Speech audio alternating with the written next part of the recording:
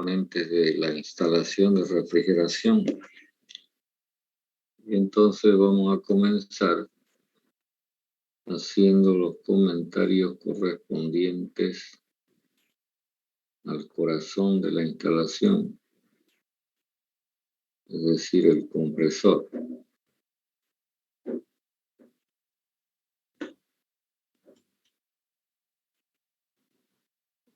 Seguramente que todos ya tienen claro de que el compresor es la máquina que está encargada de provocar un aumento de presión en el vapor de refrigerante. E insisto, en el vapor de refrigerante. Debemos recordar de que los compresores no aceptan líquido. Y esta es una pregunta que la he dejado pendiente ya en varias oportunidades para que ustedes busquen las razones por las cuales los compresores no deben recibir líquido. Al mismo tiempo que se provoca un aumento de presión en el compresor,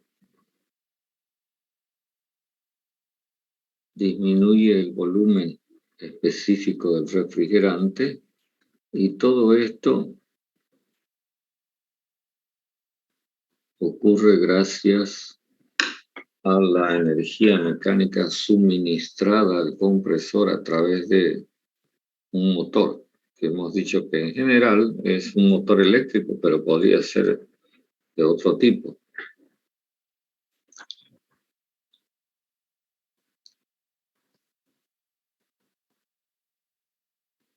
Para que el fluido que está siendo comprimido reduzca su volumen, tiene que ocurrir algo como lo que voy a tratar de plantearlo gráficamente. Es decir, el fluido antes de la compresión, digamos, ocupa este volumen, de este tamaño, en términos de volumen. Y luego, después de la compresión, resulta así, de este tamaño. Es decir, que para que el fluido hubiera reducido su tamaño, algo tiene que haber empujado el límite de ese fluido, haciendo que ocupe menos espacio. Justamente esta operación de empujar ese límite es lo que demanda trabajo mecánico.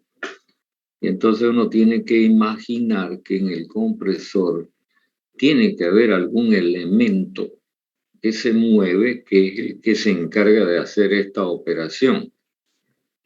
Y justamente dependiendo de cómo sea el movimiento, el tipo de movimiento de ese elemento compresor, es que a los compresores se los clasifica en dos grandes grupos: los compresores alternativos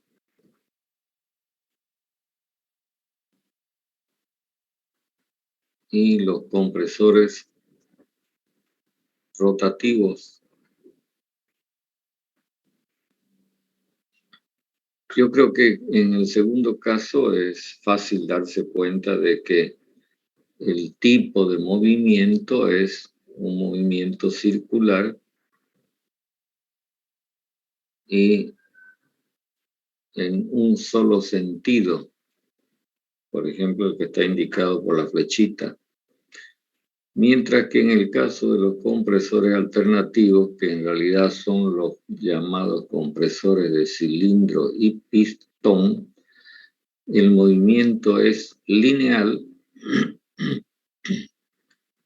pero de vaivén.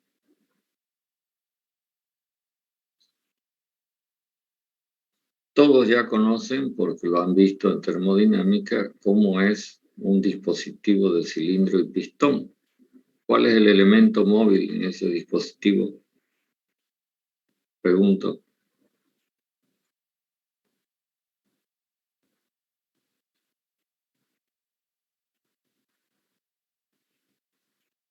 ¿Están o se fueron? ¿El pistón? El pistón.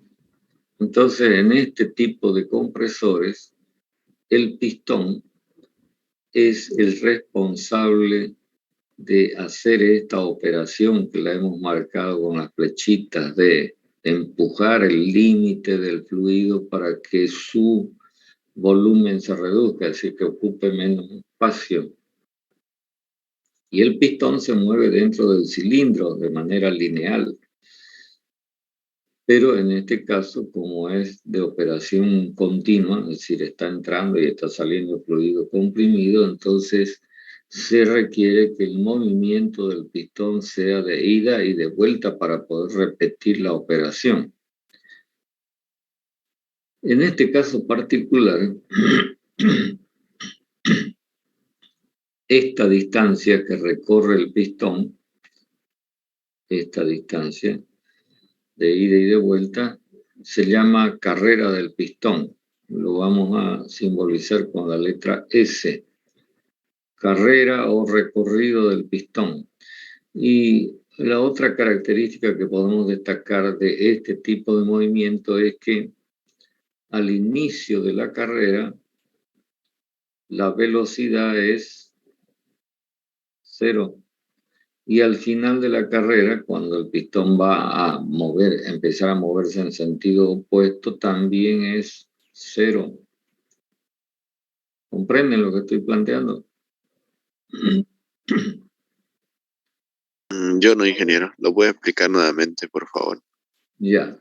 Si usted se está moviendo, caminando en línea recta, en un sentido, y luego quiere volver, entonces tiene que parar previamente, ¿no? ¿O no es así? Sí, ingeniero. Bueno, eso significa que en ese momento, en ese instante en el que usted va a devolverse hacia el lugar de donde vino, la velocidad es 0. ¿Se entiende o no se entiende ahora? Sí, se entiende. Gracias, ingeniero. Ya. Entonces, hay dos extremos de la carrera que se caracterizan porque la velocidad es 0 y por ese motivo a esos extremos los vamos a llamar puntos muertos. El significado de muerto es que la velocidad es nula, es 0. Ahora, usted debe comprender que si yo hiciera una representación de la velocidad del pistón versus la posición, supongamos que este sea el inicio y este sea el final de la carrera, y acá la velocidad es 0 y acá la velocidad es 0, la única posibilidad es que cuando empiece a moverse el pistón haga, en términos de velocidad, este comportamiento, tenga este comportamiento. ¿Entiende lo que estoy diciendo? Es decir, que rápidamente la velocidad va a aumentar, luego se mantendrá durante, digamos, el transcurso del viaje, pero luego deberá disminuir bruscamente para hacerse 0 antes de volver. Porque de vuelta la cosa funcionaría al revés, ¿no? Así. ¿Lo ven? ¿Se entiende lo que estoy diciendo? Les pregunto, quiero saber si se entiende lo que estoy diciendo. Sí, ingeniero, lo entiendo. Ya. El hecho de que la velocidad cambie de una manera muy brusca significa que los elementos, el elemento pistón y sus componentes están sometidos a tremendos esfuerzos mecánicos por la gran aceleración. Entonces, esto provoca en este tipo de compresores que se deba tener mucho cuidado con la velocidad, es decir, no se lo puede hacer correr al compresor a la velocidad que a uno se le ocurra, porque si no, lo que va a pasar es que por estos esfuerzos mecánicos tremendos, debido a la aceleración, la máquina va a experimentar un desgaste acelerado, por último termina rompiéndose. Entonces podemos afirmar lo siguiente, que en este tipo de compresores de cilindro y pistón hay una limitación en lo que concierne a la velocidad con la que funcionará. Bueno, sobre esto vamos a insistir un poquito más adelante, porque además hay que añadir que este tipo de compresor de cilindro y pistón es el más conocido, el más usado, el más divulgado, digamos, en las aplicaciones más comunes. Dejémoslo por ahí a esto y simplemente voy a añadir algo más para justificar el título de alternativo.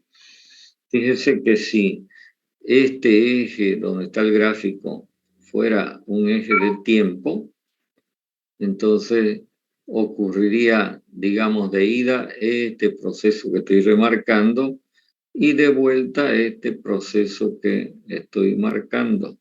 ¿Lo ven? Ahora quiero que me digan qué le hace parecer este gráfico.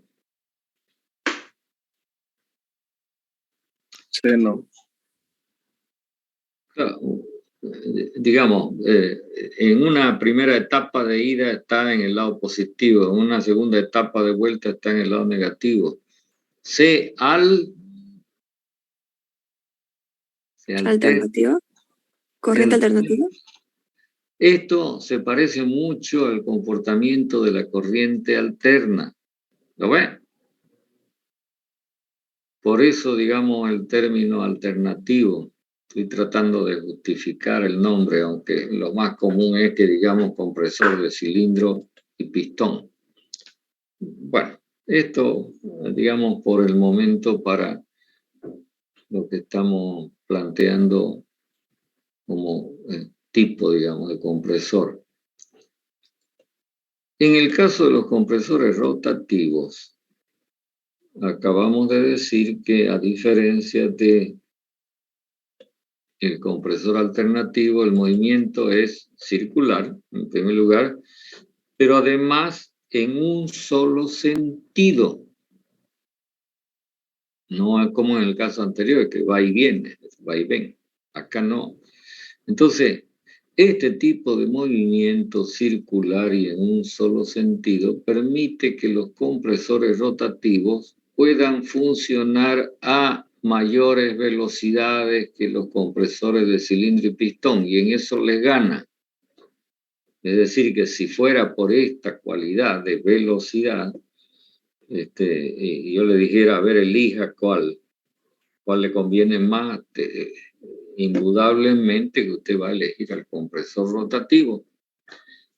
Sin embargo, no es uno de los aspectos que se toma en consideración, porque hay otro que es de suma importancia, que se refiere al diseño del compresor, en términos de que cuando el límite de fíjese que estoy remarcando, de este refrigerante sea empujado, hay que tratar de que al empujar no se escape nada ni por aquí, ni por acá, ni por acá. ¿Entienden lo que estoy planteando? Es decir, que el equipo debe comportarse de la manera más hermética posible. Y en este aspecto, el compresor de cilindro y pistón le gana al compresor rotativo. Entonces, resulta que esta demanda de hermeticidad va a ser mayor en la medida en que la presión a la cual debe comprimir el compresor sea más elevada. Por lo tanto, estamos hablando de ese parámetro que se llama relación de compresión, que en algún momento ya lo planteamos cuando hablábamos de la compresión en serie, ¿recuerdan? Quiere decir que los compresores de cilindro y pistón, por ser más herméticos, pueden operar a mayores relaciones de compresión que los compresores rotativos. Entonces acá, digamos, la ventaja se dio la vuelta. Entonces, los compresores de cilindro y pistón presentan más ventaja en este aspecto que los compresores rotativos. Por lo tanto, los compresores rotativos van a estar restringidos en su uso a relaciones de compresión bajas. bien podría ser, por ejemplo, la primera etapa de un sistema que tenga compresores en serie. ¿Ok? Porque está trabajando con bajas presiones, ¿no?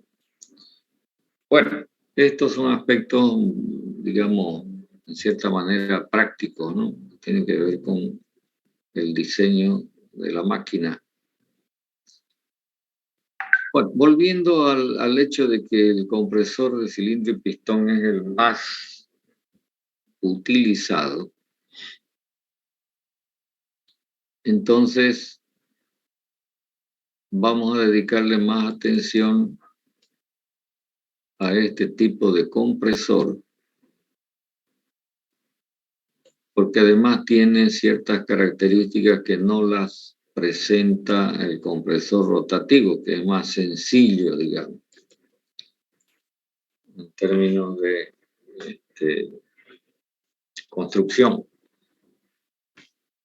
Entonces, a continuación voy a dibujar un compresor de cilindro y pistón para que podamos hacer un análisis más pormenorizado de esta máquina.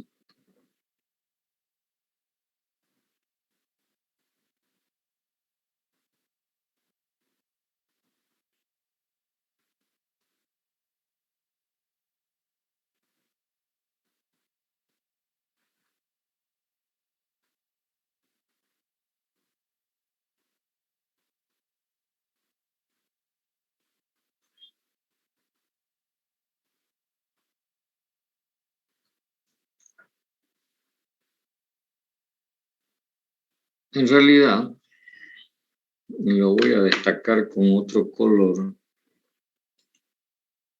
El compresor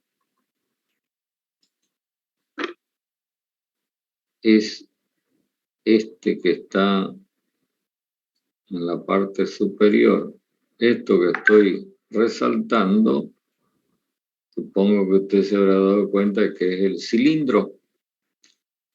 Y dentro del cilindro usted tiene este elemento que va a ser el que se va a mover así y así. ¿De qué estoy hablando? Otra vez pregunto, ¿cuál es el elemento? De vaivén. El pistón, que va a estar animado de un movimiento de vaivén. Ese movimiento de vaivén que va a permitir que, digamos, el compresor haga su labor de una manera repetitiva, ese movimiento, digo, es provocado por la combinación de estos dos componentes que ahora los voy a destacar con otro colorcito. En primer lugar, que es un eje que va a tener la posibilidad de rotar, movido por un motor, cuyo movimiento se va a traducir en el movimiento de vaivén a través de este otro componente, y le vamos a poner nombres. Este eje principal en esta máquina se conoce con el nombre de cigüeñal, y este otro componente que va a permitir que el movimiento de giro del cigüeñal se convierta en un movimiento de vaivén, se conoce con el nombre de biela.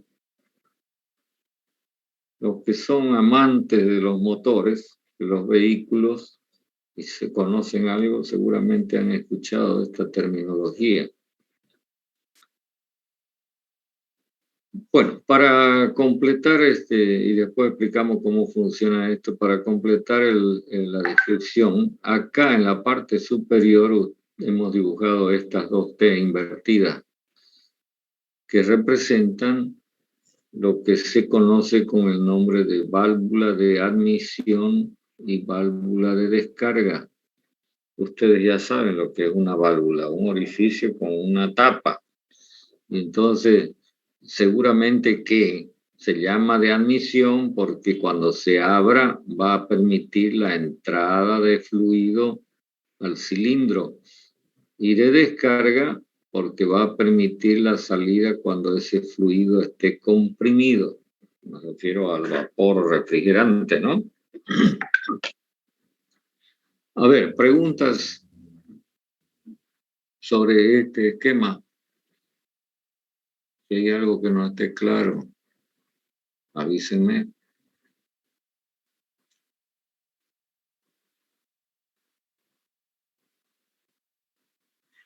Sí se entiende, ingeniero. Ya. Entonces, hay dos partes acá en el esquema que hemos dicho. La parte que está en rojo, que es el verdadero compresor, con su cilindro, su pistón y sus válvulas, y la parte inferior que aloja el mecanismo de transmisión de movimiento, ¿no? Que hace esta conversión del movimiento de rotación en un movimiento de vaivén. Usted tiene que darse cuenta de lo siguiente para poder explicar cómo es que funciona este aparato. Este punto de articulación entre el cigüeñal y la biela se va a mover como consecuencia del movimiento circular del cigüeñal sobre esta circunferencia. Entonces, cuando este punto se encuentra en esta posición, significa que la biela está completamente alineada con el cilindro y el pistón se va a encontrar en la parte más elevada, más cerca de la tapa donde están ubicadas las válvulas. ¿Lo ven? Ya dijimos que ese extremo se llama punto muerto, pero como son dos, para distinguirlo, a este extremo se lo llama punto muerto superior. En ese momento la velocidad va a ser 0 para el pistón. Cuando este punto se traslade con media vuelta a esta otra posición, otra vez la biela está alineada con el cilindro, pero se va a encontrar en la posición más alejada de la tapa, que se conoce con el nombre de punto muerto inferior. Y entonces la distancia entre estos dos es lo que estamos llamando carrera del pistón. Creo que eso está claro, ¿verdad? Ahora, note lo siguiente.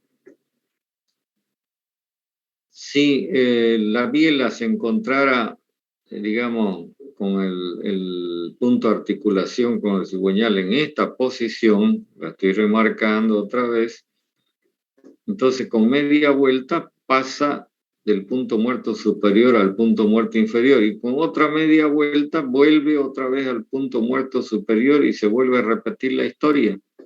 ¿Lo ven? Lo que estoy diciendo es que con una vuelta del cigüeñal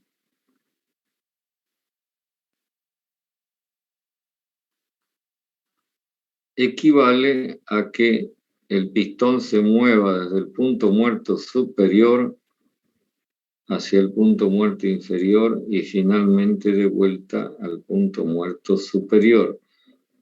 Esto es lo que vamos a denominar un ciclo. La máquina en realidad es un ciclo mecánico. No vayan a confundir esto con lo que en termodinámica hemos llamado ciclo termodinámico, es otra cosa. Este es un ciclo eminentemente mecánico, es decir, algo empieza en una posición y luego de pasar por otra retorna a la misma posición. Entonces lo que voy a hacer a continuación es describir el funcionamiento del compresor.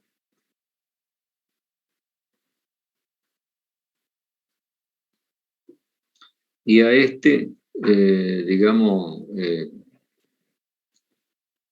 desempeño del compresor se lo divide en etapas. Y entonces, a la primera etapa lo vamos a identificar como admisión. Se entiende que lo primero que tiene que ocurrir en el compresor es que se cargue con el refrigerante que va a ser.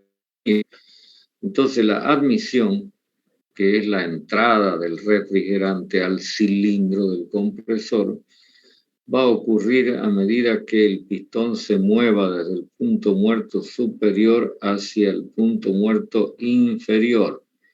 Para eso, la válvula de admisión debe abrirse.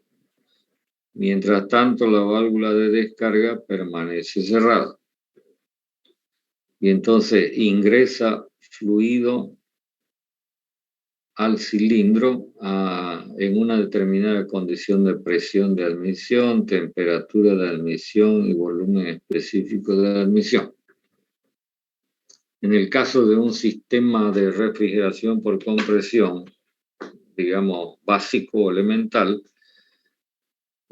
debe recordar usted por el ciclo estándar que esta condición corresponde al vapor saturado seco que sale del evaporador, ¿cierto? Si usted está al tanto de todo lo que hemos venido haciendo antes, entenderá lo que estoy diciendo. Esta etapa de admisión o de carga del compresor termina cuando el pistón alcanza el punto muerto inferior. Fíjense, el pistón estaría en la parte más baja en el esquema que tenemos dibujado a la izquierda. A continuación, se da lugar al proceso de compresión propiamente dicho. Para eso, el pistón empieza a retornar desde el punto muerto inferior hacia el punto muerto superior. La válvula de admisión se cierra mientras que la válvula de descarga sigue cerrada.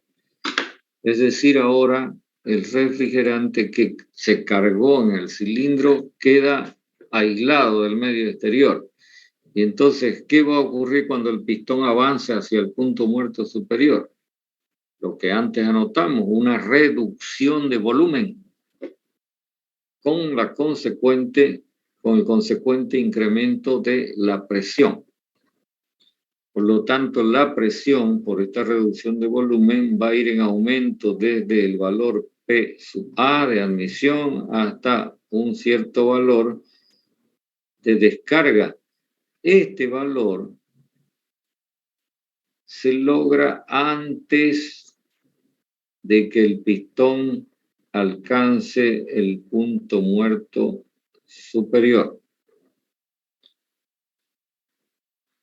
No sé si me están entendiendo esto, es decir, antes de que se llegue a esta posición, digamos por acá, ya la presión adentro del cilindro es este valor. ¿Por qué debe ser así? Porque en el saldo de esta distancia entre estas dos posiciones, el pistón debe ocuparse de expulsar el refrigerante a través de la válvula de descarga y entonces se produce la última etapa que se llama descarga con el pistón moviéndose aún desde el punto muerto inferior hasta el punto muerto superior, y si quieren ya le pongo así, final, con la válvula de admisión cerrada, pero la válvula de descarga abierta. Y entonces el fluido sale del compresor en estas condiciones de presión, temperatura y volumen específico. Fíjese que lo que hizo el pistón fue moverse del punto muerto superior al inferior y de vuelta al punto muerto superior. En la siguiente vuelta que dé el cigüeñal se va a repetir la misma historia. Es decir, se va a repetir esto que hemos llamado el ciclo del compresor. ¿Preguntas?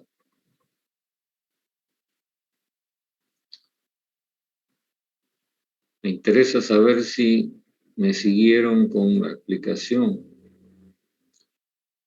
porque si usted entiende cómo es que funciona la cosa, inmediatamente lo que venga más adelante va a ser pan comido.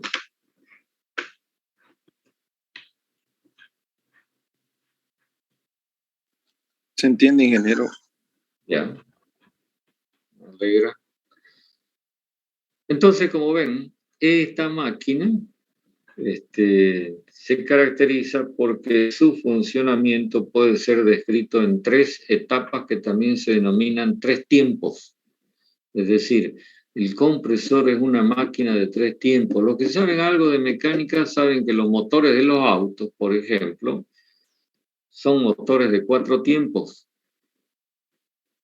Bueno, pero eso digamos, no es tema. De todas maneras, quiero destacar esta denominación de máquina de 3 tiempos. Ya, entonces, fíjese que todo esto que hemos descrito acá ocurre con una vuelta del cigüeñal. Ahora, una de las características operativas de la máquina es que el cigüeñal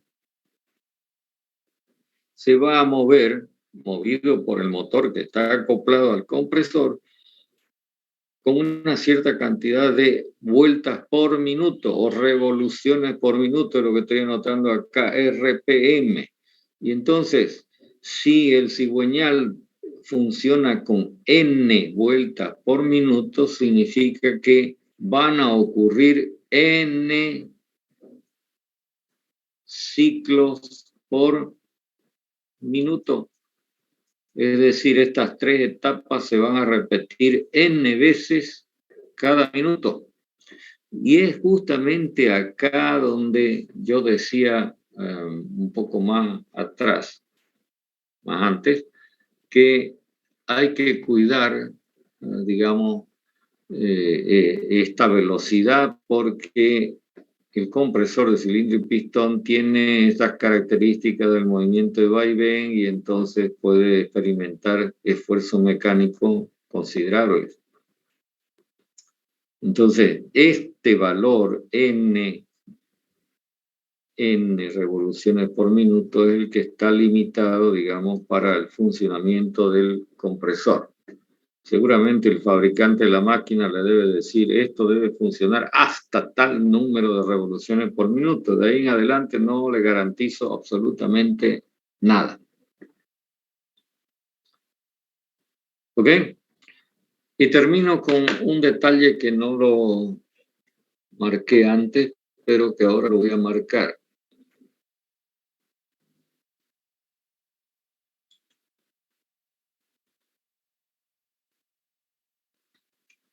No sé qué color ponerle. Bueno, voy a poner amarillo.